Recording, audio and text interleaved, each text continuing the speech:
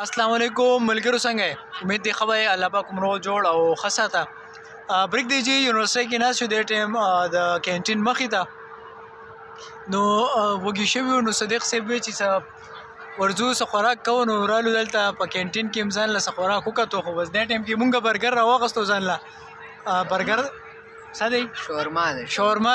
شاورما ده جی مونږه پیژنوم نه خو مطلب دا دی چې مونږ د څه خاص نه خورو دا زګه دا غي وجه ده چې هغه فاست فود دی د فاست فود نه تاسو د دې نه مخکې مونږ منی کړی و چې فاست فود نه دی پکار او خوړل نه دی پکار فاست فود مخورای مخورای فاست فود کې دا خبره ده چې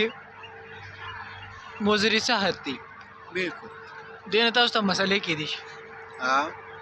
دا چې تاسو خورئ کولیسټرول سیوا کې دي شي بلډ پریشر هاي کې دي شي دې سره تاسو ته دا هارت مسله کې دي شي سټمک مسله کې دي شي بالکل نو د دې خوراک په کار چې هغه بینیفیشلی هغه هیلدي نو دې خوراک له توجه ورکول په کار دي